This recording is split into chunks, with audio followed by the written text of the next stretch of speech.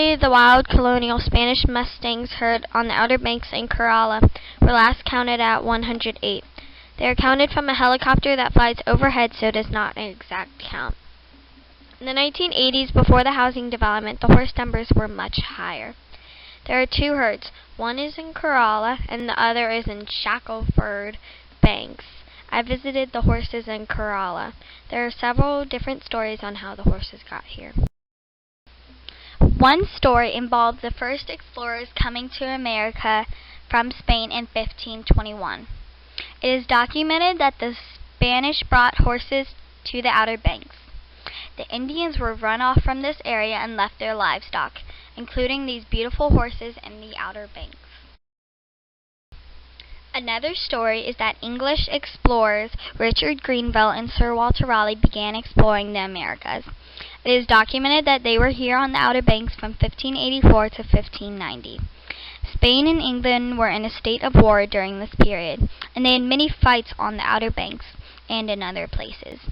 Grenville's ship's logs show that he acquired livestock, hogs, young cattle, mares, and male horses, and foods like sugar canes, bananas, and other fruit plants from the Spanish with intention of growing them to supply the colony. According to Commander Lane's logs, of all Grenville's ships went ashore on the Shallow Bar. The ships were lost, and all goods that were purchased were lost, and the livestock was either lost or swam ashore. An English historian, John Lawson, explored and documented southeastern North Carolina from 1700 to 1711. He said that the horses along the shores of Corolla were well-shaped and swift. He considered them an excellent breed. Edmund Ruffin, another historian, documented in 1856 that the horses were all of small size, with rough shaggy coats and long manes, and their hoofs in many cases grow to unusual lengths. They are capable of great endurance of labor and hardship. They live so roughly that any other horse from any other place could not survive on such food and harsh weather exposure. By the same token, he said when the Banks horses were removed to the mainland away from the salt marshes, many died before learning to eat grain. As I have said, the Banker horses, or Colonial Spanish Mustangs, have lived in Corolla since the 1500s. They eat the grass and sea oats on the coast and drink from brash water holes inland from the ocean, which has fresh water. In the 1900s, the horses were used by the U.S. Life-Saving Service, the Coast Guard during World War II, and Boy Scouts for service to our country. In the 1980s, the horses were used by Cape Hatteras National Seashore. The Banker horses have done a lot for our country and played a large role in our state's heritage. Thousands were once located on our coast, and now less than 250 total survive today. Coastal development began in the 1980s, and the Corolla wild horses' habitat was severely affected. Humans failed to respect the horses' habitat, and the horses began being killed on roads that were once a natural habitat of sand, trees, and sea oats. In 1989, the Corolla Wild Horse Fund was created, and the herd was moved to a fenced area of 7,500 acres of land, which was declared a feral horse sanctuary. The Banker horse is fairly small. They typically are pony-sized and stand between 13 and 14.3 hands. They weigh between 800 to 1,000 pounds.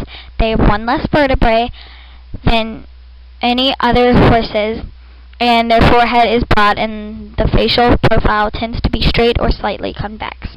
The chest is deep and narrow, and the back is short with a sloped croup and a low-set tail. Legs have an oval-shaped cannon bone. Their coats are any color, but mostly brown, bay, dun, or chestnut. They travel in harems, which means one male stallion travels with several mares.